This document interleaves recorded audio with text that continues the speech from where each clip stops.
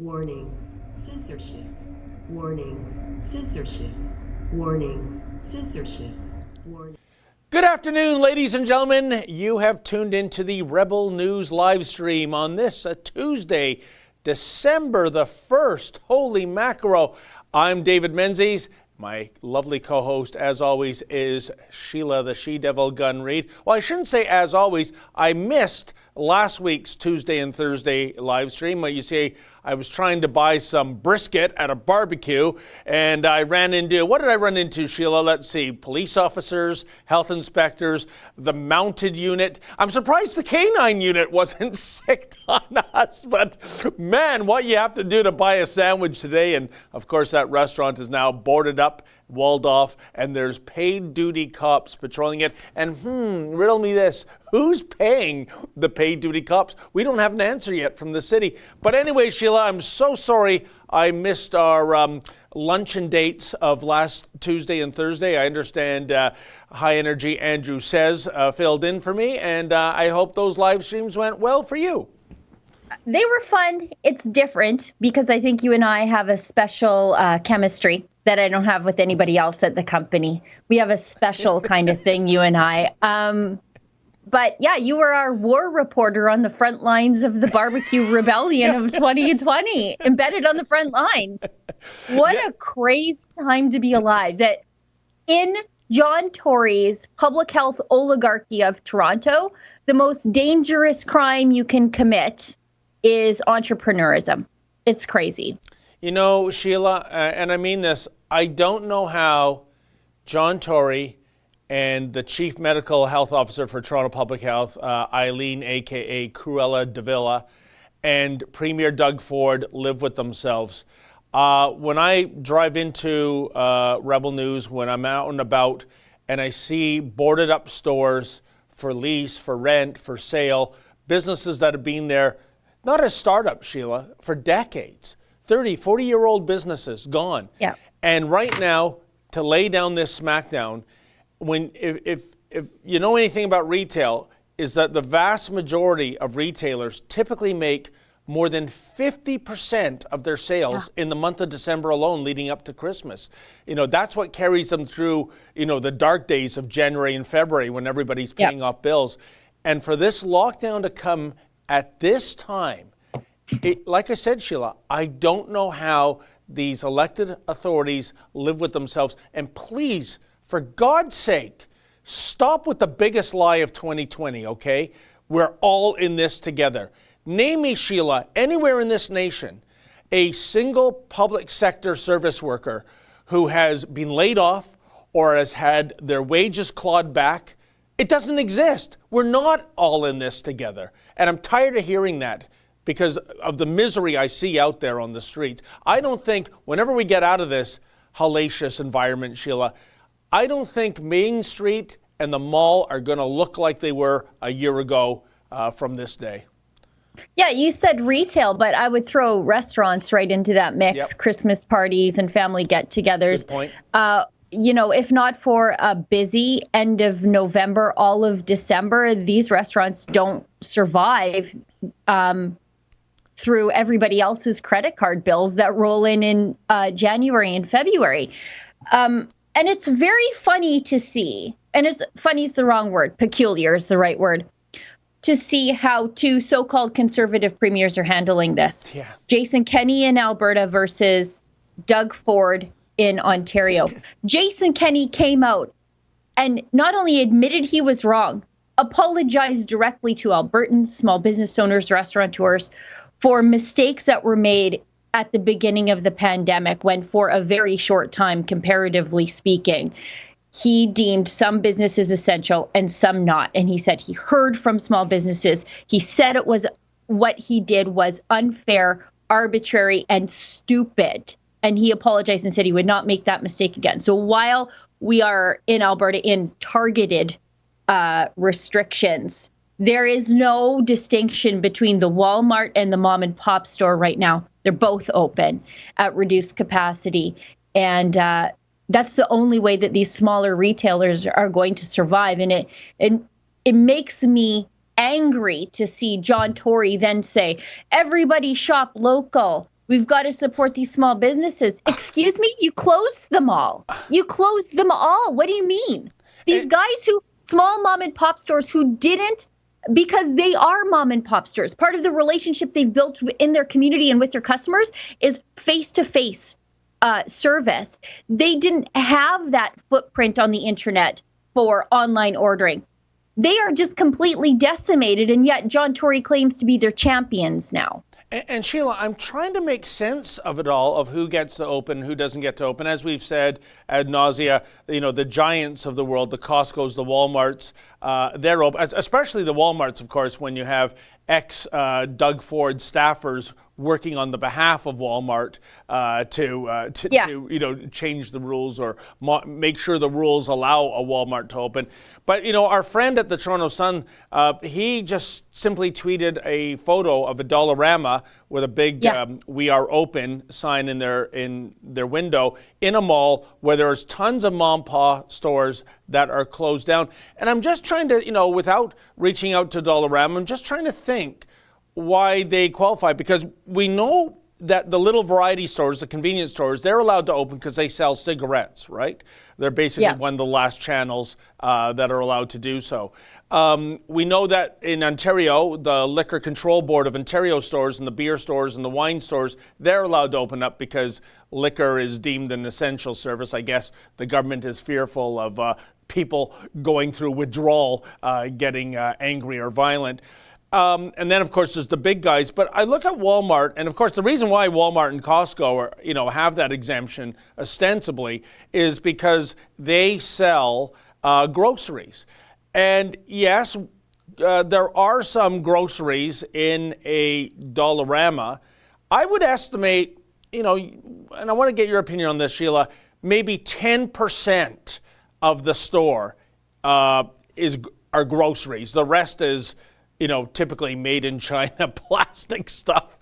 And so it begs the question to me, Sheila, is that if Dollarama somehow qualifies as a grocery store because about 10% of their shelves sell groceries, then if you ran a flower shop and if I ran a shoe store, why can't we just put a bushel of apples on the counter? Yeah.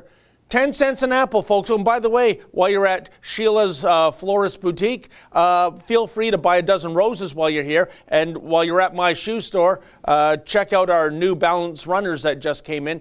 Because that's what's happening at these other stores. People might be going in for food, but they're buying all the other stuff too, right, Sheila?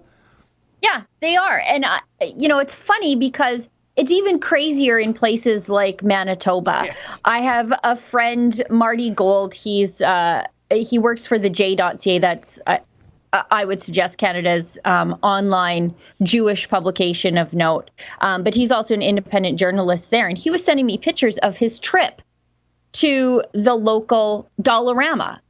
And, it's showing how some Tupperware is cordoned off, like you can't touch it. If you buy that Tupperware, you're going to get the corona. If you buy that measuring cup, their measuring cups are behind, the contraband wall in the Walmart or in the Dollarama. And it's just completely arbitrary. It's the same building, same workers, same customers, except you literally can't reach over there and grab a measuring cup because the government has said that your measuring cup is non-essential. And, there are some things that don't make any sense, like certain baby items, like bibs, were behind the contraband wall where you can't get at them. It makes absolutely no sense at all. And really, when you think about it, you are corralling the same amount of people into less square footage, right? And so if social distancing is your concern in a Walmart, why are you putting 200 people in 1/3 of the store? Why don't you open up the store, all stores for all shopping? Because if social distancing is the thing that you want us all to be doing, then you have to give us space to do it. And to give us space to do it means opening up the entire floor plan of the store to shopping instead of just keeping people in the little 1/3 grocery part of the store. And Sheila, that's the key word, open up all stores, not just all stores, all aisles and all departments of Walmart and Costco. And I think, I have to be honest, I'm of two minds of this. I find this a very complicated story because in a sense, you can see the idea of if you're there for selling groceries, you should be confined to selling groceries and cordon off the other areas because, like I said, Sheila's Florist, Dave's Shoes, we're not allowed to be in business, yet these, big box retail stores are selling that merchandise, Sheila. And when that was put to Doug Ford last week, and this just shows the hypocrisy and the double standards and the outright lying.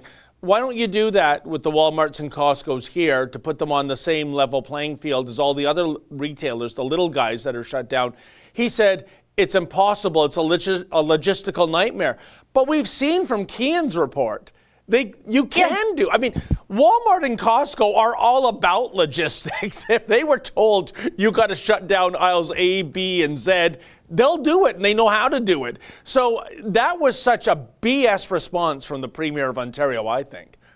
Well, yeah, and, going back to my friend Marty Gold, he mentioned to me, and it's not something that I had really given some thought about. I thought it was kind of ridiculous, but I didn't really see the other angle.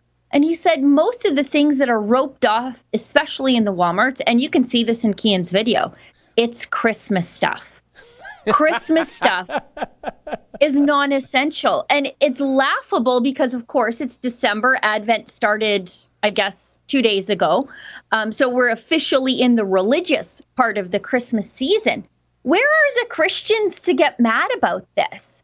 That all the Christmas stuff is roped off, and that, for me, it's a religious holiday.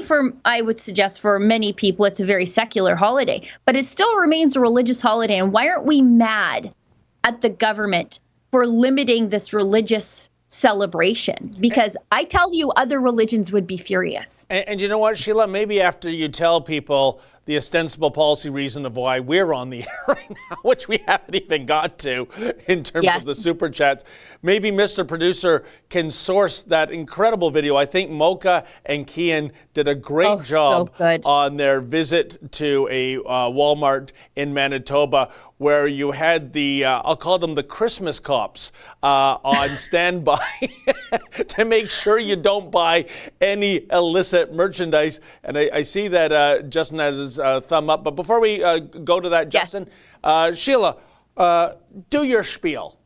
Sure. Yeah. And just on the note of Keean's video, he's trying to buy a Grinch shirt and an actual Grinch comes along and takes it out of his cart. Like, that's Grinchy. Everything about that is Grinchy. Anyways, I should tell everybody what we're doing because, oh my goodness, we are 13 minutes into the show and we haven't even told anybody what we're doing. But luckily, we have regular viewers and super chatters who know the drill. And regardless of David and I's complete ineptitude, they're doing their thing. So what we're doing here. So we used to do a live stream just on Friday. It was just the boss, or if the boss was busy gallivanting the globe at the time, David and I would step in and co-host because it does take two people to kind of do the job of one Ezra Levant. But anyway, it is true. But when the pandemic hit and we at Rebel News were sort of grounded, everybody who was traveling, like David and Keean and even myself, to get out in the world, we couldn't really do that, or we weren't supposed to do it. So we expanded our live stream to 5 weekdays. I mean, there were a lot of people at home who wanted to watch the news, and CBC wasn't going to give it to you anyway. So we expanded our live stream to 5 days of the week. And what this does is it gives you our viewers at home an opportunity to interact with each other in the live chat, which is very lively. And just even the fact that you can interact with each other in the live chat is not something that the mainstream media generally allows you to do because they don't like to leave their comments section open. Our comment section is always open. The mainstream media wants to take your money, but they really don't want to hear from you. Unlike us, we do want to hear from you, and we want to hear from you in the form of a comment or a super chat. And what a super chat is if you go to the bottom of the live chat, click the little $sign. You can throw some money in there to support the work that we do here at Rebel News. We've got Keean right now flying around all over the country investigating these weird pandemic rules like in Winnipeg that don't make any sense. And you can throw some money in the super chat. More money you give, the more characters you get. You can ask a question, leave a comment. I'm not opposed to a compliment. Also not opposed to constructive criticism. If there's a topic you want to put on our radar, or if you want to completely derail the conversation by getting David or me completely off track, do it in a super chat. It supports the work that we do, and it gives you the opportunity to direct the direction of the show at the same time. Well done, Sheila, except for one thing. You forgot to mention our hobby horse. We're always open to questions and comments about professional wrestling. So. The Undertaker retired after 30 years. There you go. There's always something in the news, right? So without further ado, let's go to Keean and Mocha's wonderful report of their lovely Christmas time visit to a Manitoba Walmart. When you think of accounting and finance, what comes to mind? Oops.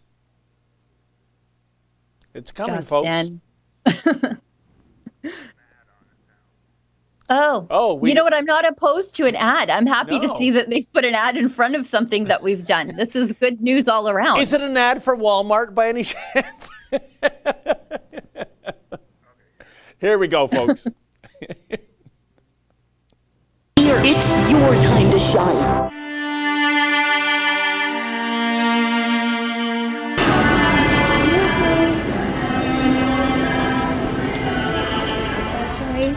This isn't allowed, and neither is this. But it's Christmas. I know, but we're not supposed to be selling it because we can get a fine.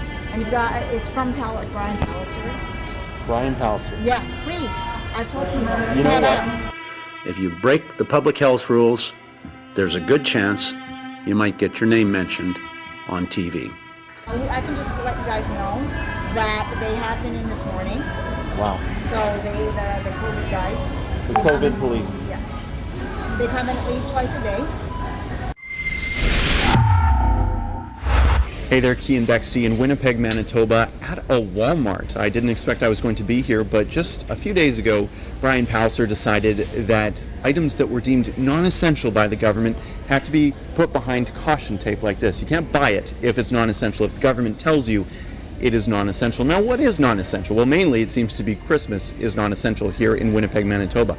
I've walked through this Walmart a little bit already, and I've seen that you can basically buy food, you can buy a little bit of clothing, not a lot, but if it has anything to do with Christmas, it is non-essential. So, naturally, being a rebel, I am going to walk through this Walmart and pick up things that the Conservative Premier of Manitoba has told Walmart is illegal to sell. And then I'll take it to the till and see what they say. I have already a few essential items like a hair scrunchie, a hairbrush, and some shampoo, because frankly, this is the most persecuted I've felt in a very long time. There is security everywhere.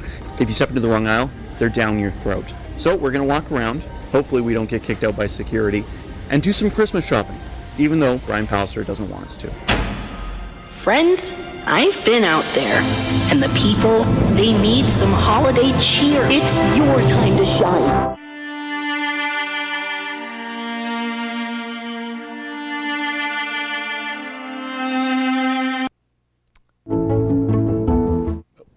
You know, another Sheila, ad. Great. Do you not get the vibe when you hear Brian Pallister speak these days? He looks like a villain from a throwback Western movie, you know? Like, hey, partner, you shop in Walmart in the wrong aisle, you just might get your name mentioned on the TV, right? And by the way, whatever happened to due process, Sheila? Yeah. Right? Yeah. I was talking about this the other day with somebody. I think it was Newfoundland. What are those Atlantic provinces? I'm sorry, I'm lumping them all in together. I'm going to get emails. But anyway, I think it was Newfoundland, and Blacklock's had a story about this, that they got in trouble for listing the names of people that had been fined but not yet convicted of these coronavirus violations. And yet, out of control maniac Brian Pallister is doing that right now. He's got a hit list website, which makes it easy for us to contact people to help. I mean, thank you for doing half the work for me. I don't have to wait for things to hit the news and then track down that person. You've literally listed the town that they're in, how much you find them, and their name so that we can do our best to help them or at least shine a light on what's happening to them. But you can't list somebody as convicted of something if they've just been given a ticket? They haven't even had their day in court. They hopefully, many of them contest it. But yeah, where's due process here, buddy? That you can have, by the way, I think it's 3,300 cops, bylaw officers, and deputized mall cops are on the ticketing beat in Manitoba. That, again, the biggest crime happening in Manitoba is entrepreneurism, and like they've turned into the town from Footloose, where they're giving people tickets for dancing and in bars and stuff. It's just, I mean, I can't even believe this is happening in Manitoba. It seems to me that Brian Pallister's PCs are more like NDPers in Saskatchewan maybe 20 years ago. Oh, they're definitely not conservative. You're 100% right. And with that number of law enforcement and others that are on the ticket beat, it's kind of like Manitoba is the supersized Brampton, as you may recall, Sheila. Mayor Patrick Brown, the man who would have been Premier of Ontario, if not, thank God for a palace coup, but I guess what we've received as a consolation prize is nothing to write home about either.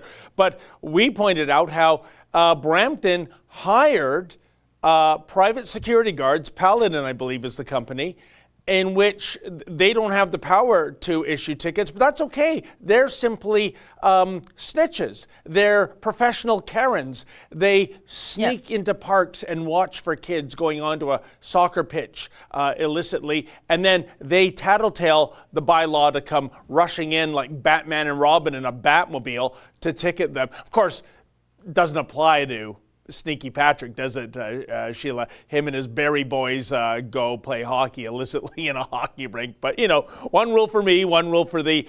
But it's the thing, the person I feel sorry for in that video, it seems like such a nice lady. It's the Walmart employee who has been conscripted into doing something she never signed up for, basically quasi-law enforcement. Literally plucking merchandise out of a shopping cart. The fact that it was a Grinch sweater gives new meaning to the term perverse irony. And, you know, she seems like a very nice lady, and it's kind of like just following orders by Mr. Pallister. It's so shameful, Sheila. Yeah, that's one of the things. I mean, there's a lot of things about this whole pandemic that I absolutely loathe. But I think close to the top is the fact that minimum wage workers, customer service people who, you know, they work with the public and they're just out there at Walmart. They used to stock shelves or greet you, and they were the smiling face when you walked in the store, or, you know, the waitress at the pub. Now they're bylaw officers. They can't just serve you and do their job and be a smiling face when you go into their establishment. Now they are the enforcement goons for the government, and they are the ones getting all the abuse, not from people like me. I do all things begrudgingly. I try not to take it out on the poor girl who's just, you know, trying not to get fired and trying not to get her store fined and then get fired because she didn't enforce some authoritarian government stupid rules.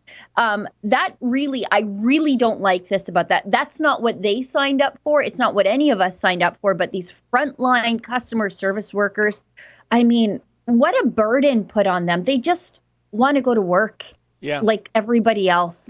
You know, and they're forced to do this gross job for the government. You know, you raise a really good point there, Sheila. The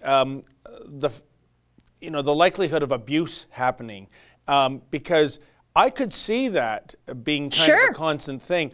You've had people thrown out of work. Maybe their business is even bankrupt. They're, you know, living off the CERB. Here come the Christmas holidays. They want to grab some merchandise. They're under all kinds of financial pressure, anxiety, you name it. And then you're walking along to the cash checkout to buy the merchandise. And here comes somebody, no fault of her own, literally plucking things out of your shopping cart. That might be for so many people the last straw.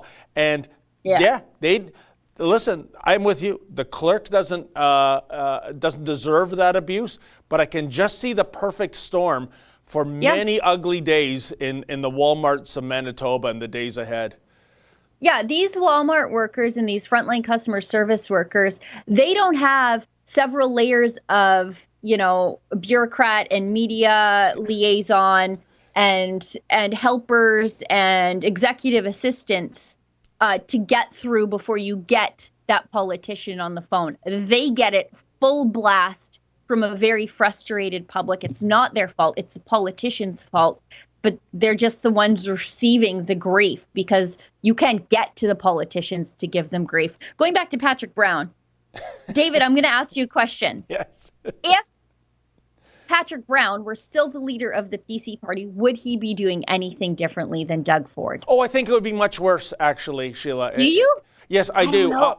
I think the smackdown would be more prevalent than it already is. It's hard to believe.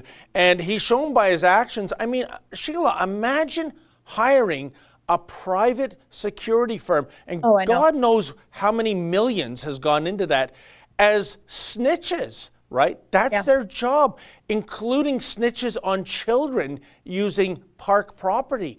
I think as much as there's a vibe of 1984 out there, Patrick Brown's face would be on posters as the Ontario Big Brother noting he's watching you. Yeah, I think it'd be even worse than what we have right now, 100%. Wow. I don't know if that's even possible. Anyway, we're going to get to these super chats because Justin already whispered it in our ear. And we want to talk about the Rebel store. Oh, yes. Because we have something very special happening there. Okay. Lisa Proust. Hang on here. Lisa Proust gives Lisa Proust Research and Meditation. Well, Lisa gives us $2. Your journalism is so essential and appreciated. Thank you, Lisa. Lisa Proust Research and Meditation. One more time. She agrees with me. Of course she does. She says, your chemistry is amazing. Aunt Crazy gives us $5. Welcome back, David. Yes, Sheila is right. You were missed. Lisa Proust, again, $5. David, I forgive you because the barbecue is important, but I don't like when you leave Sheila on her own. Tisk, tisk. Deep admiration to you both. I was not on my own. I was at one point with the boss, doing my best to keep up with Ezra Levant. And then, it's fun to switch it up and spend an hour chatting with Andrew, but nobody is David. Yeah, and Sheila, I think, has been quite promiscuous with co-hosts this year. And not only Ezra and Andrew Says, but we've had Mocha on. We've had Yankee on. That was a good one. You're using that word wrong. What's that? You're using that word wrong. Speaking of Mocha, I hope that the scrunchie that Keean bought in the Walmart went to Mocha and his beautiful hair. Bernard Hutchison gives us $2.79. Is Barbecue Man out of jail and is he suing everyone? He is out of jail. Some of the conditions they've slapped on him are treating him as though he's a sex offender. He's not allowed on social media. And I think that is, it's deplatforming him. So the media and the politicians can slander him as though he's some super spreader lunatic. And he doesn't have an equal platform to get his message back out to the public. He's just supposed to shut up and take the slander and the libel against him. Yeah, and one of those conditions, Sheila, by the way, is to and you're so spot on about it's kind of like having a set of sex offender rules to live by. He's not even allowed within 200 meters of his own restaurants. So yesterday the plan was, and we went down, I got soaking wet, he was going to have an outdoor cookout on public property 200 meters away from the Etobicoke Adamson barbecue. It didn't happen. I don't know if it was misinformation or more likely it was because it was pouring like cats and dogs. But Sheila, if Adam should choose to do that, we'll be there in a heartbeat to cover it, because the backdrop, once you're 200 meters away from Little Adamson Barbecue, you know what the backdrop is, Sheila? Is that Costco superstore that, as always, was jammed to the gills. No social distancing happening there. None whatsoever. So that would really drive home the point for anyone who cares. Yeah, I'm talking about you, Cruella de Villa, and John Tory, and Premier Ford. The odious double standard of this giant superstore, which, by the way, is operating its restaurant, because God forbid we don't want Costco shoppers who are shopping till they drop to get hungry and faint, right? So the food service counter is still open. We went in yesterday to verify that. Yet they can operate, but Little Adamson Barbecue, that's the breeding ground for future typhoid Marys. Makes no sense at all, Sheila. By the way, I don't know about your Costco's in Ontario, but ours have a touch, you can't go and order from the counter anymore in the little restaurant. We have touch screens and you have to do it yourself. Yes. That's grosser, right? If you're worried about touching things that other people have touched, you touch the screen after 500 other people touch the screen that day, as opposed to me just going up and talking to someone and they are the only person touching the keypad behind the counter where they can constantly wipe it off.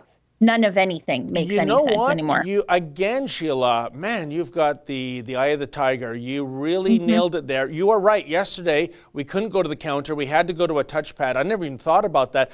And now that you mention it, I remember when the first lockdown, smackdown happened, you could go into a McDonald's. You couldn't sit there. The dining room area, the washroom was closed off. But if I got the right memory here, they shut down their kiosks where you could order, remotely, if you will, in the restaurant. You had to go to the counter. So again, you've another double standard, right? McDonald's shuts down their kiosks, but Costco puts one in. What's the rule? Where's the ref? Where's the sense of it all? Yeah. Ezra called, I think, Davila or John Tory or one of them, he called them public health necromancers one time. And I thought, what a great thing to say, though, because they are literally romancing and massaging the dead to control the living. And that's necromancy. That's exactly what they're doing. Let's keep going because we have so much to get through. No, we're a little over halfway through the show. Oh, no. Ken Tate, I know. Oh no. Ken Tate gives us $10. I love you guys, truth tellers. Hear that James O'Keefe, Project Veritas, has been secretly recording daily Zoom meetings from CNN, revealing tonight. I did see that in a tweet this morning that he has been calling into their morning Zoom meetings. Wow. I bet you that's amazing. Ken Tate gives us $5. I'm near 2 hours from Toronto. Seems a little close to me, Ken. I'll drive in to support anyone I hear is standing up in defiance. Melissa Latour gives us $5. Mandatory vaccines are coming next, folks. Where do we go for legal help to fight our right to say no to the mandatory vaccinations that's coming? Well, it depends on where you are.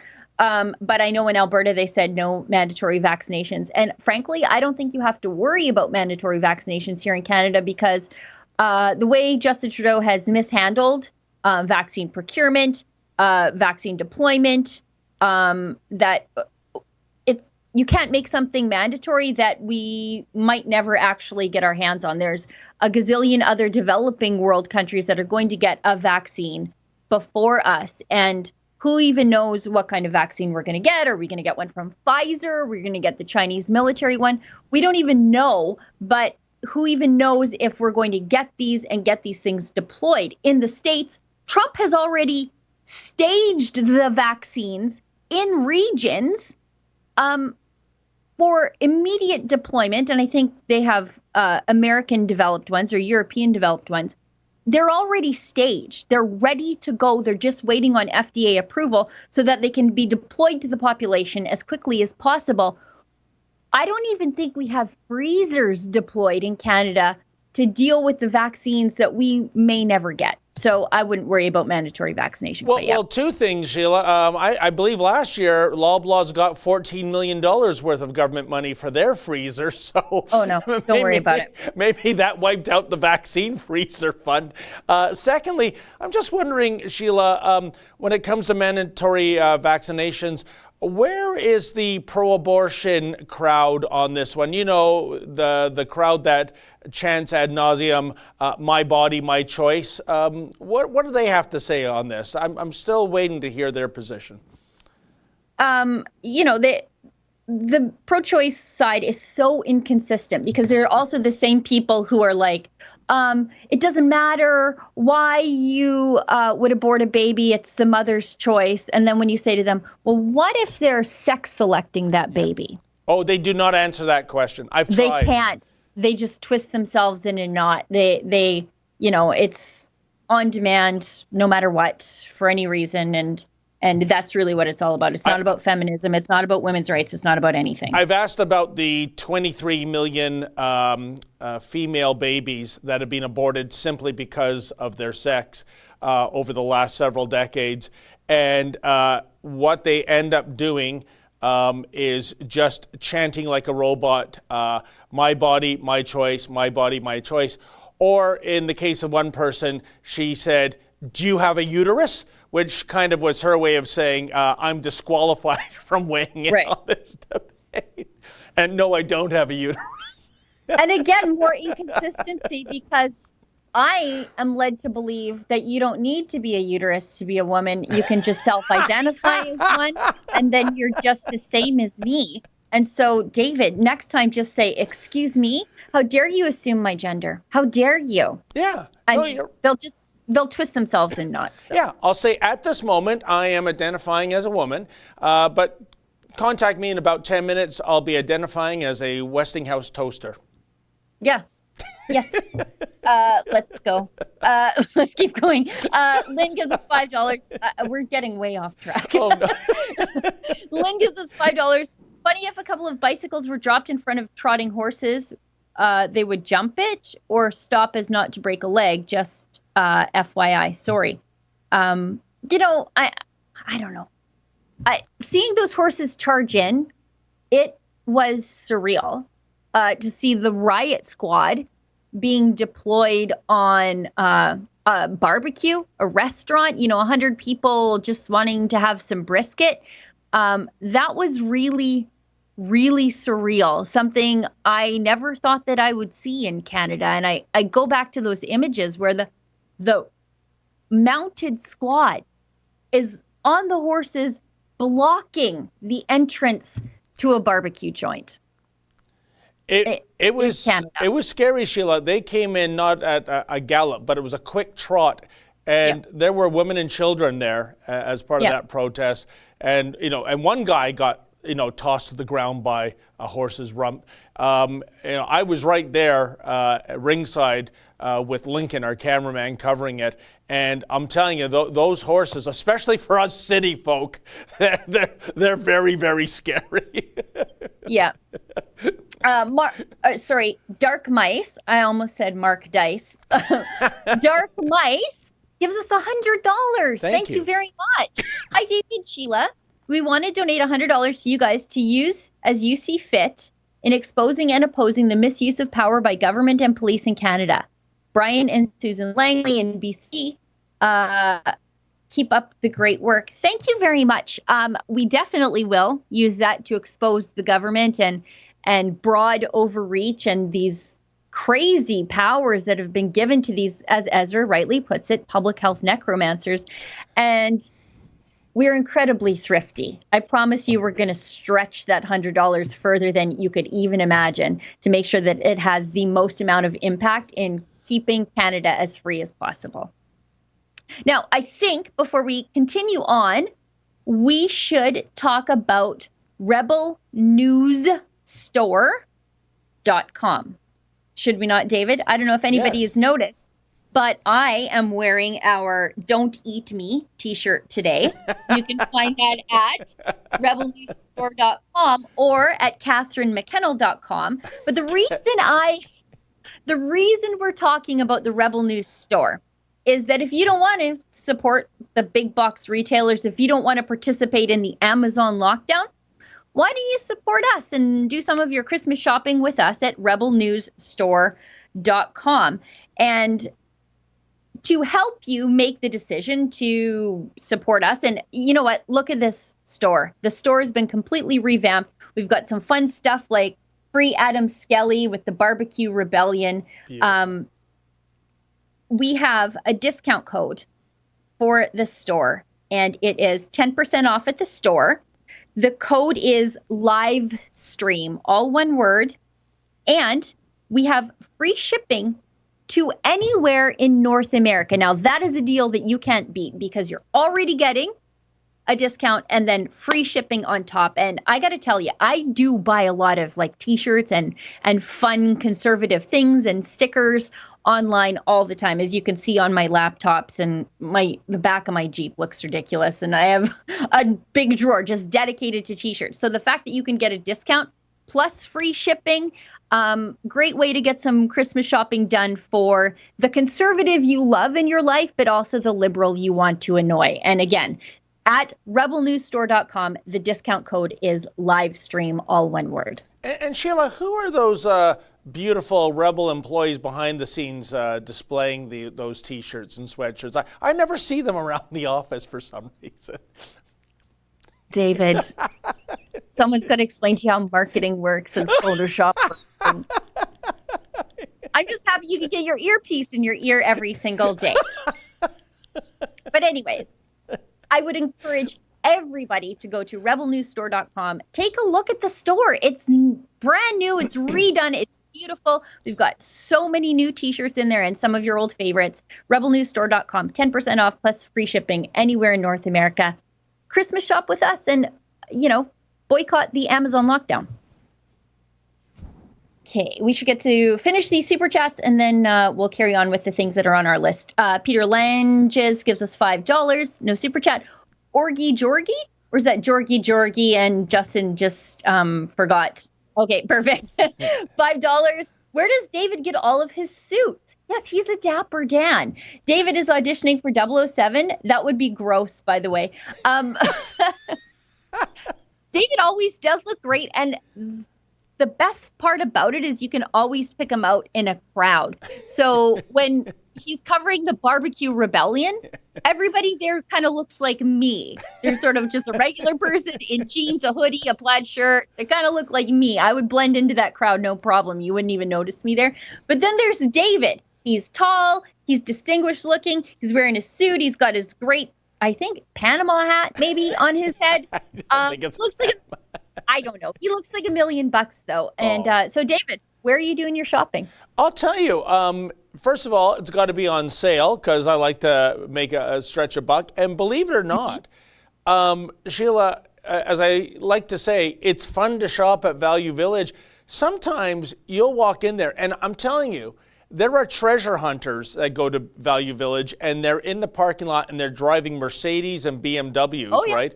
And the offhand chance, I've heard stories of a $1,200 Chanel bag being sold for $20. They don't even, know what they have, and it's the authentic thing. And sometimes I have seen on their racks brand new suits, right? It was clear it was either, maybe it was for a wedding or maybe it was a gift and the person didn't like it or isn't a suit person. And $20, $30, basically the amount you'd pay on sales tax buying, a new suit at a department store. So, when I see a bargain. Now, if there is a fashionable, men's boutique in the Toronto area that wants me to wear their suits in a quid pro quo arrangement where we say, kind of like what you watch the game shows, Alex Trebek's wardrobe provided by, Hickory Dickory Dock. Yeah, I'm up for that. Yeah, I'm not opposed to a sponsorship. I'm definitely not. However, most of the things I own, I spent my hard-earned Rebel bucks on myself because I like to support small businesses and small retailers and things that I am ideologically aligned with. There you go. As opposed to giving all my money to Amazon. Okay, let's keep going. Fubar Snafu gives us $20.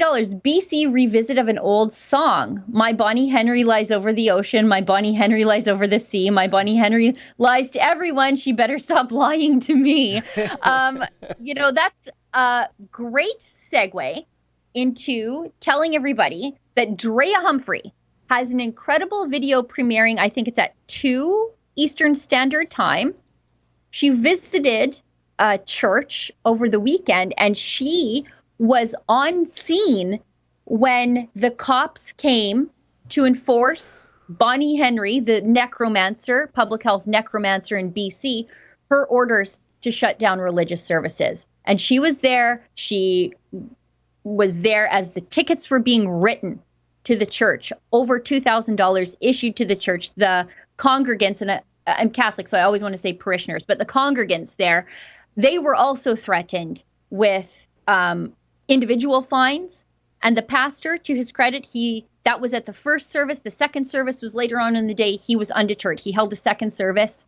And same with the congregants. They kept coming because religious freedom is something that we're all entitled to under the Charter of Rights and Freedoms. And some of us have to fight for, and they're willing to do that. And we're going to help them. So again, I think that's at 2 Eastern Standard Time. We're premiering it here. So make sure you come back. Make sure you are subscribed to the channel. Make sure you ring the little bell also so that you don't miss when we go live or we premiere a video like Drea's incredible video. It tells such a great story. But be sure to ring the little bell so you don't miss it. And do me a favor, everybody, right now. Why don't you give us a thumbs up to push us higher in the YouTube algorithm?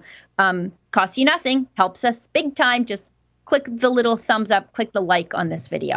You know, how low can you go, Sheila, to descend upon a house of worship? I mean, I'm surprised there's not a bylaw enforcement officer on the last seat of the last aisle so that when the collection plate comes, he just takes out a sack and dumps it in there. You know, kind of like direct deposit, right? I watched that video like 3-4 times, just getting through it, making sure, it looked nice and we, came together well. And the story that it tells of, Dre is there, she's talking to the people who are heading into the church. They're saying why they're willing to risk a fine. The pastor is saying, she talks to him after he gets the fine. She talks to him after the second service. It's just such a great story. And frankly, we're the only ones telling these sorts of stories, fighting for religious freedom all across the country. It's amazing. Just going back to May when Pastor Henry Hildebrand of the Church of God in Elmer, Ontario, we went out to cover that. They were under police surveillance, if you can imagine. Yeah. They were, and I think the only reason they backed off was the media coverage. But what he was doing at the time was they got a radio frequency, and the sermon was outdoors, in which you would stay as a family unit in your vehicle with the windows rolled all the way up, and there was zero contamination risk. It was as safe as you could get. And Sheila, 300 meters down the road, there is a no frills grocery store, packed to the gills, line up outside. That's going on, no problem there. But let's go after these weirdo religious people in their cars listening to a sermon. Again, it makes no sense from a medical or scientific point of view in terms of doing that. David, our Anabaptist friends continue to save us from government overreach. In Alberta here, we were saved from Bill 6 because the Hutterites, Bill 6 was the law that put bankers' hours and unions' hours on Alberta family farms. Wow. They were offered an exemption from the government. And they said, you will not divide us from our friends and neighbors. We're farmers just like them. We do it differently. We live differently. We have a different religion. But you're not carving us out of the rest of the farming community based on religion.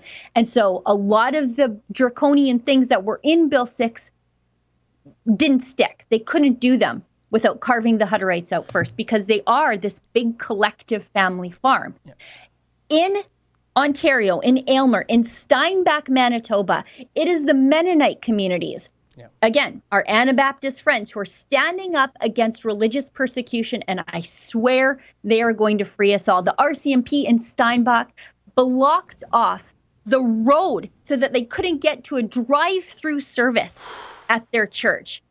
It's shocking to see this sort of thing in Canada, and our Hutterite friends and our Mennonite friends came and settled here in Canada to flee religious persecution. We guaranteed them religious freedom, and now we're sending the cops to their religious services. It's outrageous. And I remember, Sheila, you told me that Hutterite story 2 years ago, and, it made, the hairs on the back of my neck stand up. I mean, the idea that they would go to the government and stand against legislation that was absolutely going to benefit them. And they said, stuff it, because we don't want, to cause a division with our non-Hutter. What great people. That is just fantastic. They'll give you the shirt off their back and fix the roof on your barn if the wind blows it off. So let's keep going.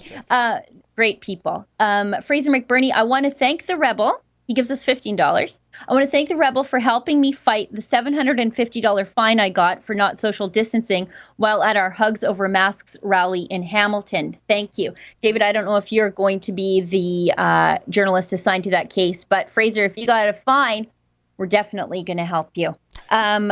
Sorry, go ahead, David. Yeah, I understand we've done the story of the organizer, Anthony, of Hugs Over Mass Hamilton. He already had legal representation, so we couldn't take him on as a formal case, Sheila.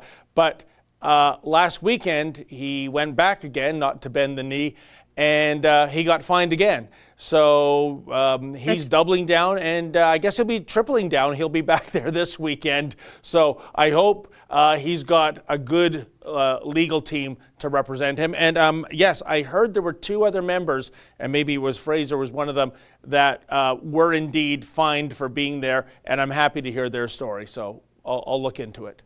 There's going to come a time where there are going to be so many of these cases bunging up the legal system that these prosecutors are going to have to make a choice to pursue the fines of churches and people who are organizing peaceful protests. And they're going to have to choose. Do I prosecute this drunk driver? Do I prosecute this rapist because the time is ticking down on their constitutional right to have a trial within a certain amount of time? Or do I deal with this glut of people who are trying to fight their fine for, simply practicing their constitutional rights?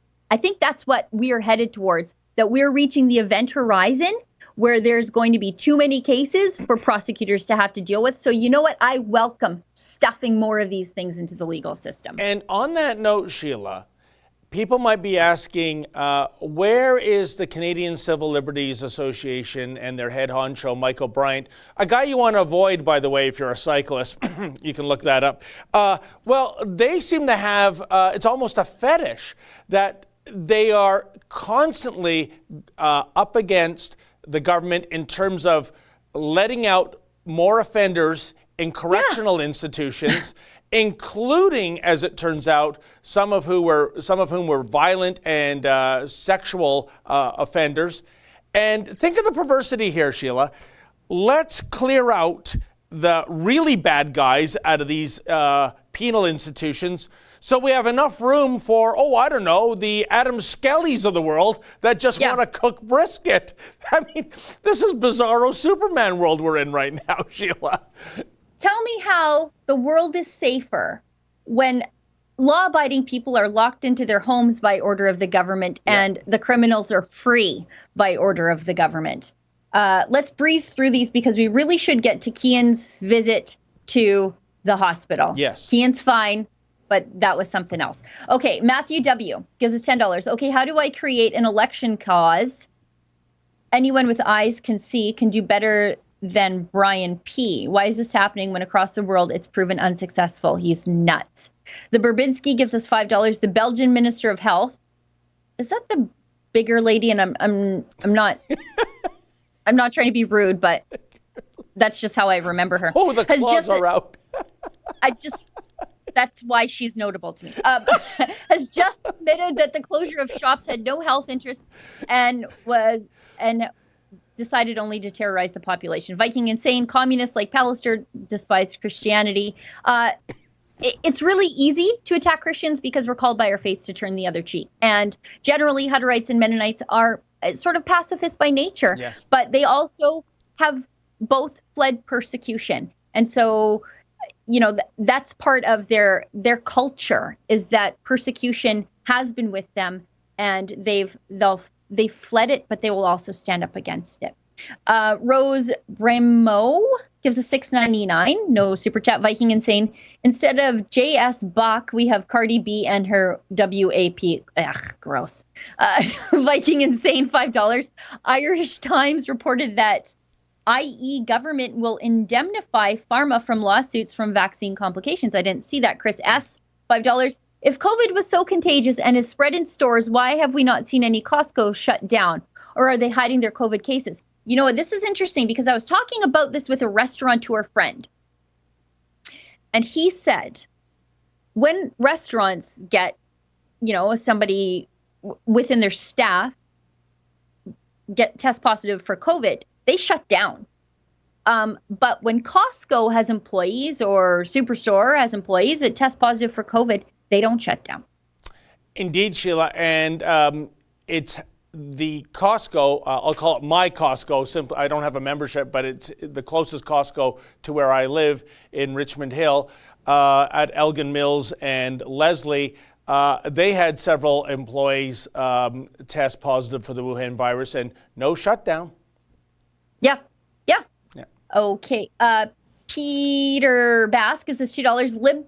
Lisbon court ruled that 97% of PCR tests are false. I did see some reporting about those numbers. Is it Durfi or Dr. Fi? I don't know. Ezra says it the other way, and I kind of like how Ezra says it. $20. Menzies report on Caledonia reminded me whatever happened with Attawapiskat. Was Chief Spence and her boyfriend ever held accountable? Are residents still living in unheated shacks? They ever find where the millions went? I think Charlie Angus is the NDP MP up there for life. Chief Chicken Noodle, she went on that hunger strike, driven back and forth from her hotel in where she was actually sleeping at night. And there's no way that lady, again, this is just how I remember her. I'm not, whatever, live your best life. But there's no way that she was on a hunger strike or eating just beef broth. I'll tell you that much.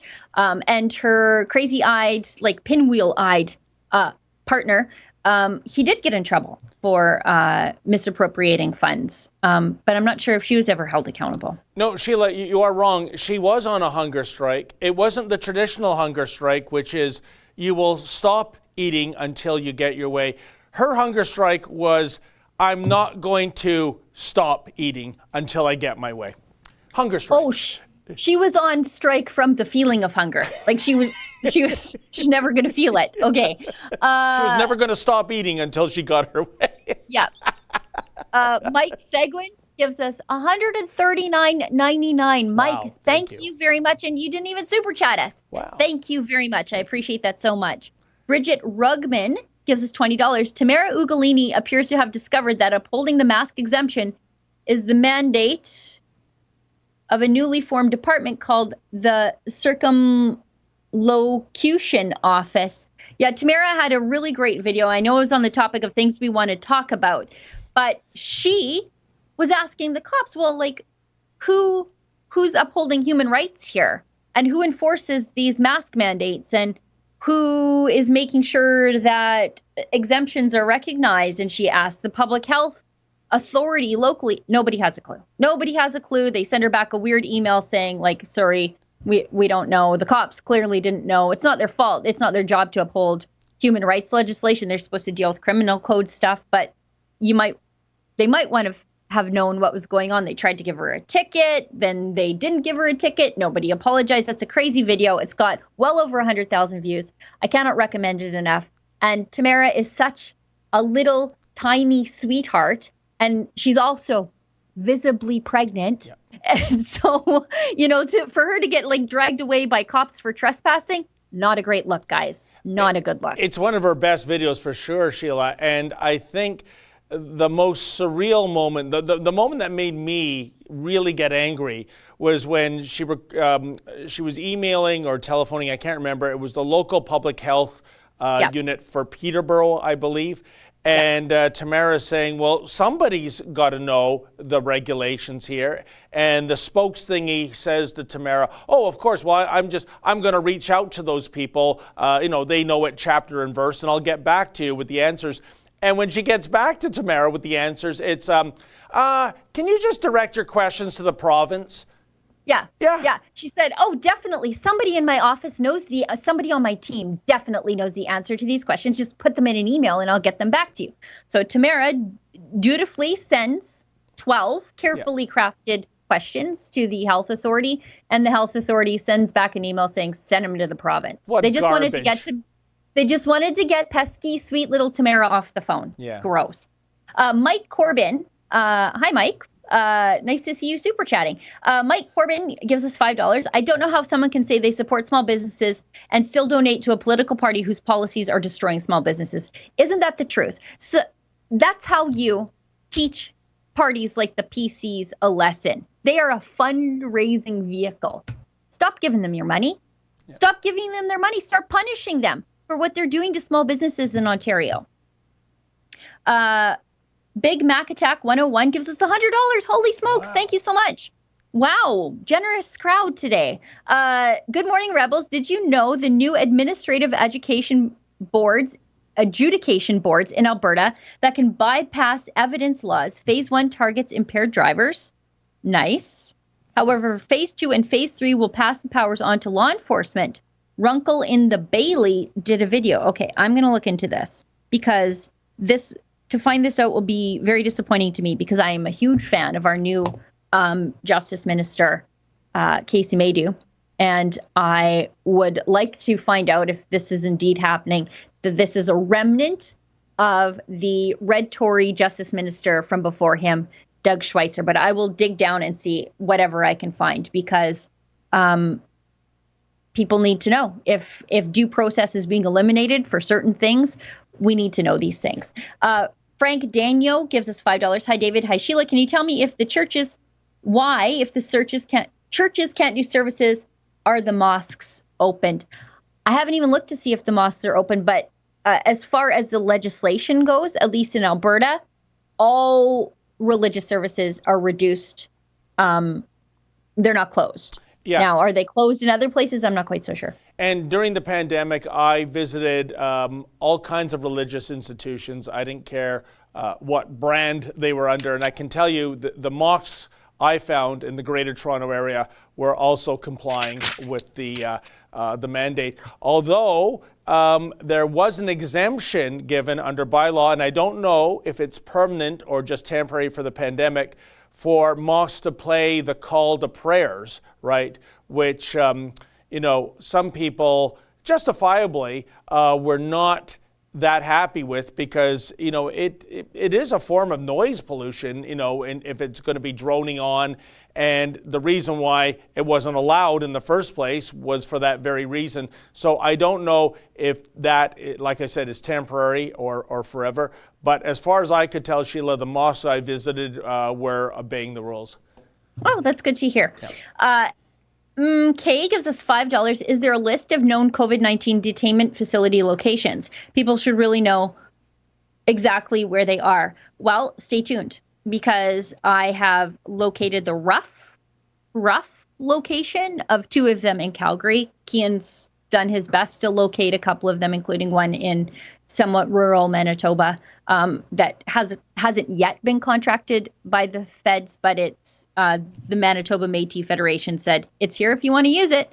But I did find through access to information, it's 2 co-adjacent hotels in Calgary that are near the airport. Let's keep going. Matthew Phillips gives us $6.99. New Brunswick zones 1, 2, and 3 have been orange phase for about 1-2 weeks. Have you been receiving info about COVID fines from New Brunswick yet? I think we might have 1 or 2 in the works. I think maybe some of our coverage of what's happening in Manitoba has sent a chill over some of the enforcement in New Brunswick with Walter Matheson and how quickly we lit up the cop that did that to him. Oh, okay, maybe your best story of the year. Oh, Walter's just so darn likable too. How could you find that guy? David Bush gives us $100. Holy smokes, David, and you didn't even super chat us. Thank you so much. Natalie, $5. Why are LCBO weed stores and casinos open why our LCBO, weed stores, and casinos are open like the government is purposefully feeding addictions. Gyms closed, though. Healthy is bad. David's done a lot of commentary on this, that they kept the weed stores and the liquor stores open because they didn't want the addicts going into the DTs, I guess, was the reason. But I mean, let's be real here. It's they want the sin tax. That's what they want. And I don't think the casinos are open. I think they're still shut down, or they're on very limited capacity. I live near a place called Bingo World, and they reopened, but they're not packed to the rafters. And of course, you can, in this province at least, the Ontario Lottery and Gaming Corporation, you can go onto their website.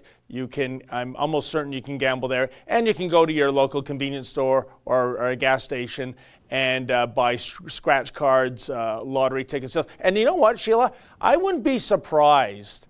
I'm going to make a prediction that overall revenues will be down in terms of the casino revenue. And I should mention Woodbine horse race track, that they got closed down because of COVID cases there too.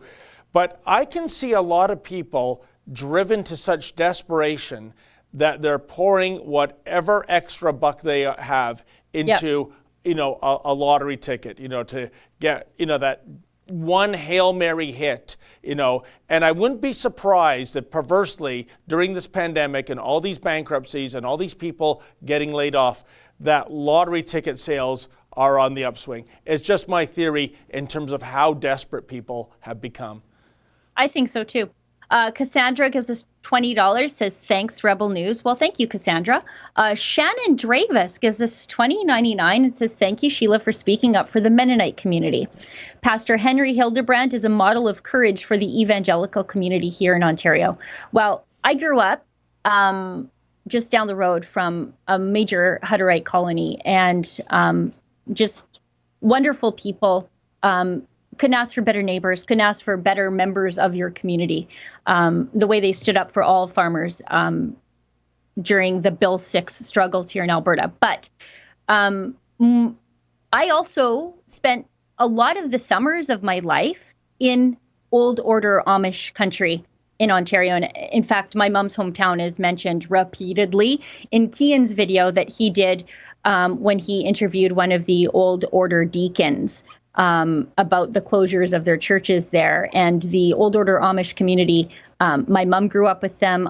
We're right next door to the family farm in Ontario. So I try to know a lot about them, but I also know, the struggles that their communities have had and how they ended up in Canada. And we offered them something different, and now we're taking it back. Yeah.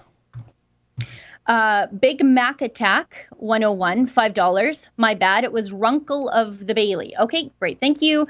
Matthew Phillips gives us $6.99. Your human rights will be defended when you pretend to be a vulva owner. That's what they're calling ladies these days, terrorizing girls and women, in addition to assaulting rebel reporters. That's how they describe women these days. Oh, I thought you were mispronouncing a Swedish brand of automobile. No, and they also spell women with an X, so WOMXN, because we don't want to have men in the middle of a word that describes us. However, we just let men into the club, like men like Jonathan you need. So yeah, what category is he in these days? Just so I don't misgender him again, like his mom always does. He's one of those women with an X in the name, like for sure. He's not like me.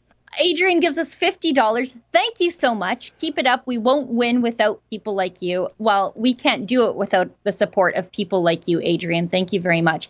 Alex gives us $5 and says, if you don't comply, John Tory will send his 4 horsemen of the apocalypse. Yeah. Just one. like Adams and barbecue. We are 8 minutes past the hour. I see that Tamara is messaging me on Skype as we're talking. Tamara, I'm on air. But you know what we should do is close the show. I know Ezra normally does it with a dog video, but let's do it with Keean's visit to the hospital in Manitoba. And let's also please remind everybody that Drea's incredible video of that church in British Columbia that got fined simply for holding a service, and they were sanitizing. They were doing everything that the open gym next door, literally next door, was doing. That premieres at 2 Eastern Standard Time, and I'm going to do my best to pop back on and just chat with everybody as we're watching it together. So 2 Eastern Standard Time.